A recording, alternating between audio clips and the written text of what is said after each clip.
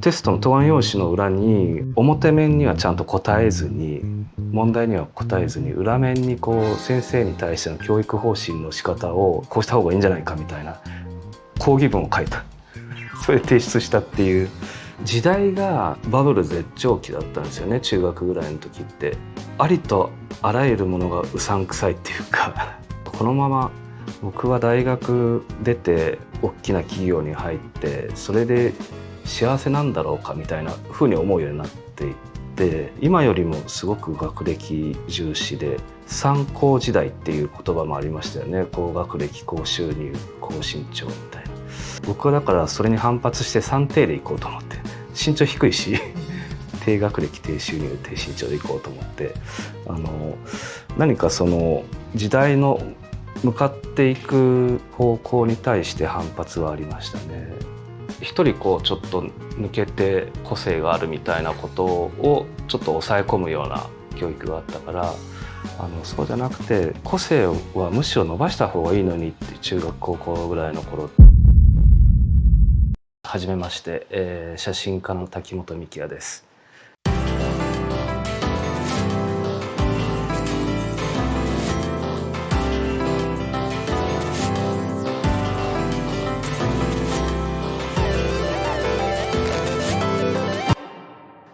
写真を主に仕事の中心として活動してるんですけども、他に映像も撮ってまして、映画を撮ったりとか、テレビコマーシャルを撮ったりとかっていう、撮影に関わる、写真と映像の仕事をさせてもらってます。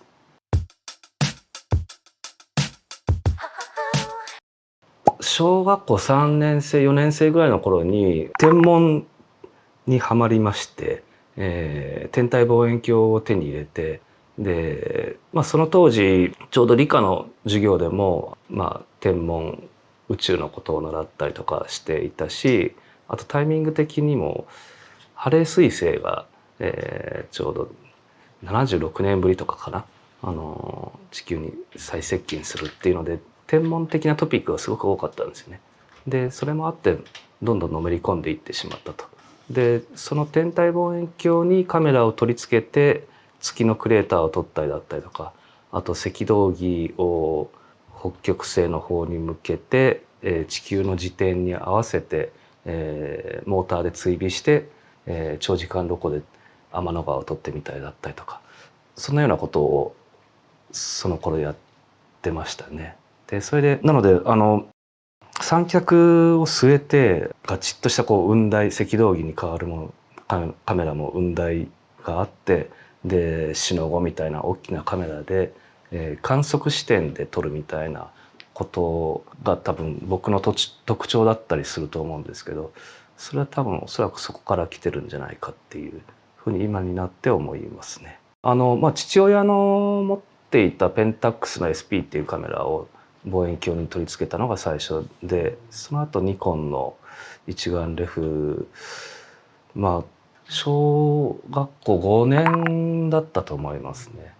高価でしたけど5、6万円ぐらいのカメラでしたかね。FG20 っていうカメラを一番最初に自分で購入したんですけど、なんか絵は好きでよく描いてたんですけども、絵の代わりになるものというか、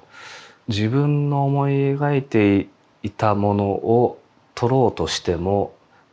簡単に裏切られてしまうという、なかなかうまく撮れない、フィルムですからね、こう撮ろうと思っていても全くそうはいかないっていうところに結構面白みを見出してた感じですかね。同時プリントっていうのがその当時あって、サービスプリントで、根が現像して、小さな、プリントが同時に焼かれてくるんですけど、あれこんな写真だったっけっていうような、でも失敗のように見えるけどこれ意外といいじゃんみたいなのとか結構あって、でそれは楽しかったですね。その現像が上がってくるまでの1時間ぐらいを待つのは。きっかけとしてはそうですね、フォトコンテストに結構出していて、小学校の頃からで中学に上がってからも出してたりで、高校生の時にちょっと大きなフォトコンテスト高校生の部っていうのがあって、そこで金賞をもらったりとかっていうのがあって、まあそれが大きなきっかけになったかというとちょっとわからないですけど、なんかもしかしたら写真の世界、そっちの方向が向いてるんじゃないかなっていうのは思ってましたね。名古屋城のお堀で撮った、カモメと、あとはなんだろうな、逆光で撮ったカラーで撮ってるんだけどモノトーンに見える、3枚組の写真なんですけど、絵は浮かんでるんですけど、はい、まだでも趣味でやってるぐらいだったんで、そんなになんか楽しんでやってたぐらいのことで、何かこうそこで何かを表現しようとかというよりは遊びの延長でやってた感じですかね。例えばね、その動物園に行ったりとかするとミーアキャットとかがこう立ったりしてるわけです。で普通はそれを撮ると思うんだけど、その裏側に回ってそれを見てる人たちを撮ったりとかして、あとはよく顔、丸い穴が開いて顔を出してこう写真撮るじゃないですか。その裏側から撮ったりしてた。だから後々そのサイトシーイングっていう写真集でまとめることになった世界の観光地を訪ねた写真集があるんですけど、その視点的なことを実はその当時やってたんですよね。だから普通に撮るんじゃつまんないなっていうのは多分その頃からあったんだと思うんですよ。だからそういうところに面白いなって思っていて、なんかいろんなところに日常の中にここ面白いなとか、ここ心が動いたなっていうようなところにシャッターを切っていたんじゃないかなと。すごい楽しかったですね。その自由だったし、そのカメラを持つことで普段と違う目を持つことができるというか、ただ歩いてるだけじゃなくてカメラが常にあれば何か違った見え方、社会が違った見え方をしてたっていうのがあって、時代がまあバブル絶頂期だったんですよね、中学ぐらいの時って。でありとあらゆるものがうさんくさいっていうか社会へのなんて言うんだろう、ちょっと不信感というか、このまま僕は大学出て大きな企業に入ってそれで幸せなんだろうかみたいなふうに思うようになっていって、で、今よりもすごく学歴重視で三高時代っていう言葉もありましたよね。高学歴、高収入、高身長みたいな。で僕はだからそれに反発して3低でいこうと思って、身長低いし低学歴、低収入、低身長でいこうと思って、何かその時代の向かっていく方向に対して反発はありましたね。一人こうちょっと抜けて、個性があるみたいなことをちょっと抑え込むような教育があったから、そうじゃなくて個性はむしろ伸ばした方がいいのにって、中学高校ぐらいの頃特に。でそれをなんかみんな同じにして、数字で評価するみたいなことにすごく苛立ちを覚えてた。テストの答案用紙の裏に表面にはちゃんと答えずに、問題には答えずに裏面にこう先生に対しての教育方針の仕方をこうした方がいいんじゃないかみたいな抗議文を書いたそれで提出したっていう、そういう面倒くささはあまり出さなかったですね。ただこう静かに、自分はこうすべきだって思ってたから、本当にそう思ってたんですよ。そうなった方がいいのにと思って。でだから静かにこうきちんとこう、抗議しました。やりたいことがもう将来写真家になりたいっていうのはもう明確にあったので、その時に試験のための勉強授業みたいなことをしてる時間がもったいないなと思って、その時間があるんだったらもっと自分はこういうことを、そこに時間を割きたいと、写真のこととか美術のこととかに時間を割きたいっていうのがありましたね。人それぞれでやっぱりその年齢でどの時に何をやりたいかって多分全然違うと思うんで、それぞれが選んでいいんじゃないかなっていうのはあるんですけどね。その当時はどうだろうな、時代が本当にこれが正しいみたいなことがなんかみんなが総意で決めていたらそこに全員が向かっていくみたいな感じがちょっと気持ち悪いなと思って、そうじゃない人がいた方がいいんじゃないかみたいなのもあったんですよね。公務員でしたから父親は特別そういう家庭にそういうことがあったかっていうとそうではなくて、なんか直感でねバブル経済を見ていたのでこれは怪しいぞそんなに都合よくいかないぞって思ってたらすぐにこう崩壊してこう落ちてったんだけど、でもみんなそれを信じてたからいやいやそれ本当なのかなと思って、高校を2年の5月6月かなに中退しました。両親からは、高校ぐらいは出たらっていうのが、それは当然ですよね。言われましたけど、時間がもったいないと思っちゃったんですよね。楽しかったですよ。2年に上がった途端にみんな塾に通ったりとか、進学に向けて勉強しだしたりとかしたのがちょっとそこで置いてかれたっていう思いもあって、1年生の時はみんなでこういろいろ部活もやったし楽しかったですけど、2年生になってそんなに遊べなくなっちゃったみたいな感じもあって、4歳上で、国立大学にストレートで入ってストレートで卒業して、大きな企業に入ってっていう感じだったので、そこへの反発もあったのかもしれないですね。4つ違うとですね、そんなに一緒に遊んだりもしないし、自分はこうだぞっていうなんか自分だったらこうするっていうような考えが芽生えたんじゃないかなと。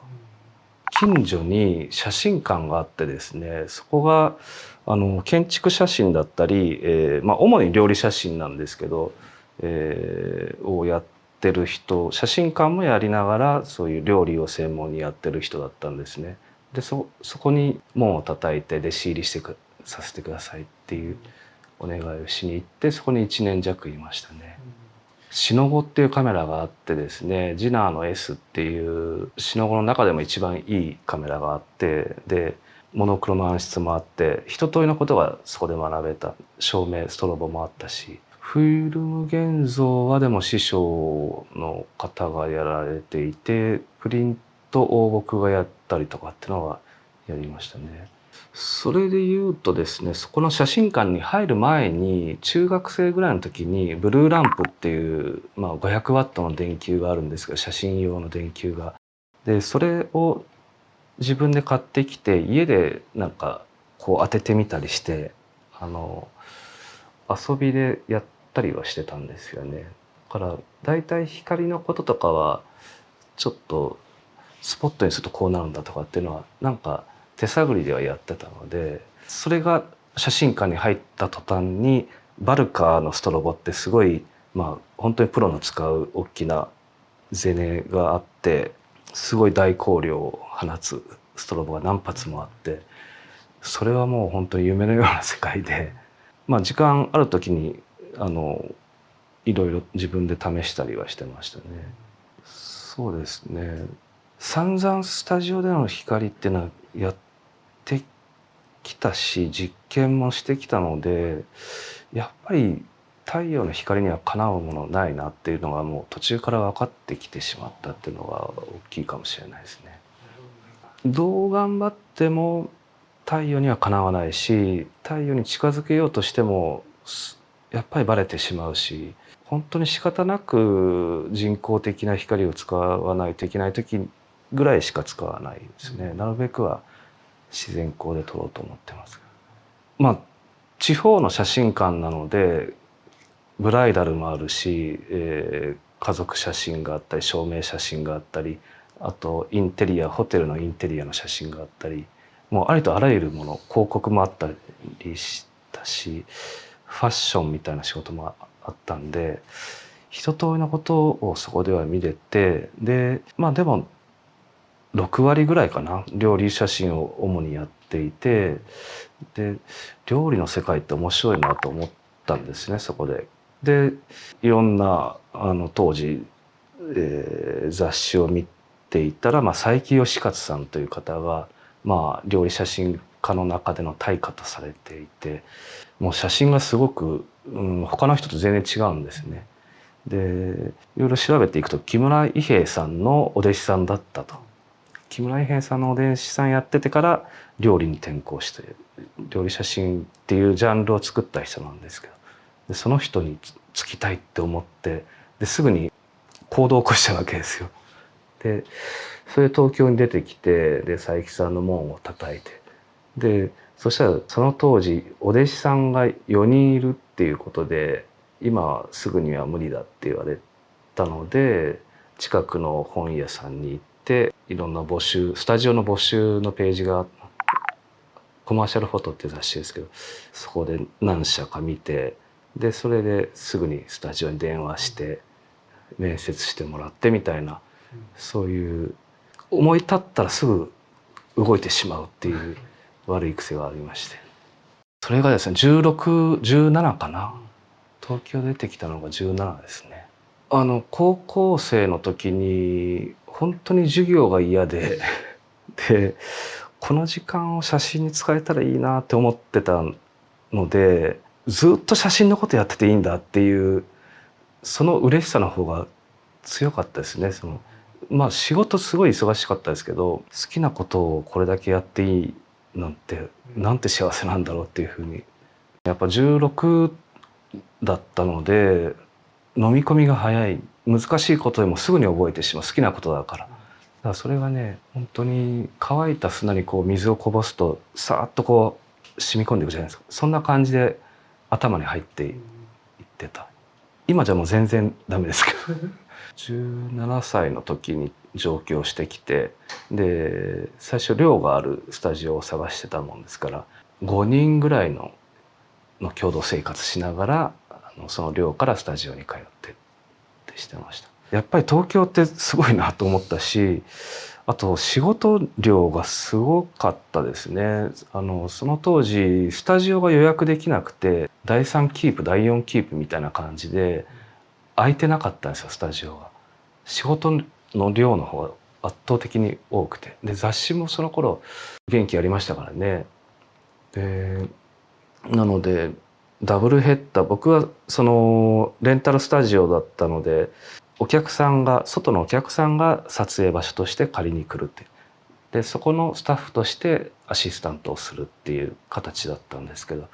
らいろんなファッションのカメラマンが来たりとか、広告の人たちが来たりとか、あと通販の仕事があったりとかって、いろんな本当にいろんなジャンルの仕事を間近に見れて面白かったですけどね。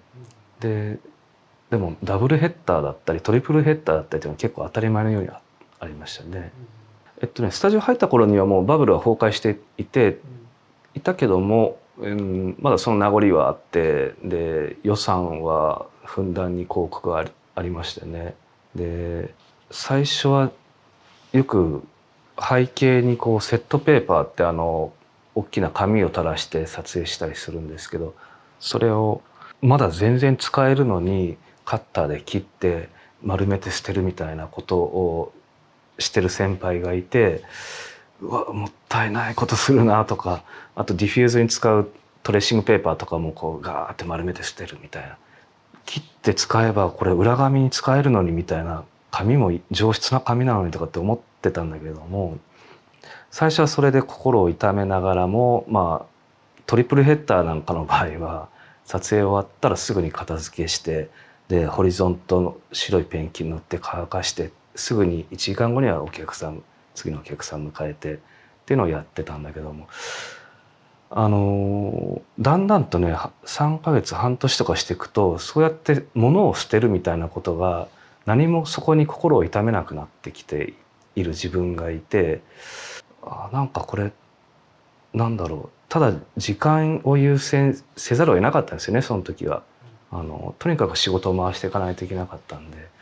でもこれでいいんだろうかみたいなふうに思っていた時に、藤井さんが、後の僕の師匠になる藤井保さんがお客さんとして初めてスタジオに来て、で大切そうに和紙を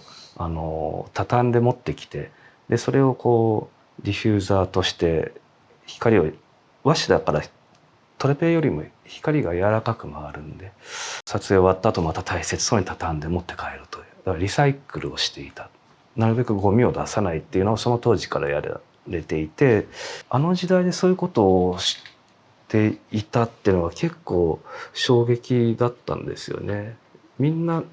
なんだろうな、なんか照明の数もすごくやけに多かったりとか、セットもとにかくド派手に作ったりっていう、それで自分たちの部署をなんかの地位を守るみたいなパフォーマンス的な見せ方をしてる人が多かったので、そうじゃなく本当にシンプルで少人数でやるっていうのが、はあ、やっぱこれが創作の現場だよなって、そこでやっぱりまあそっちが正しいんだよねっていうのがまあ分かったというか、はい、18とかの頃ですかね。藤井さんに見せるために、見てもらうためのその写真ブックっていうんですけど、ポートフォリオを自分で作って、でそのために自分の写真を撮って、で自分のアパート、その当時住んでたアパートに暗室を作ってですね、でモノクロのプリントをそこでやって、手焼きしたものをポートフォリオに入れて、この日に電話しようと半年後に設定したんですよ。でその逆算で準備したわけですよ、ポートフォリオを。でその日に なりましたと。で電話をするんですけども、公衆電話から電話したんですよね、昼休みの時間に。そしたらマネージャーだった方が今は募集してませんっていうふうに割とあっけなく切られてしまって、いやそれはきついなと思って、半年かけてそのために写真も撮ってブックを作ったわけだから、ちょっとそれなんとかなんないかなと思って5分後にもう一回電話かけたんです。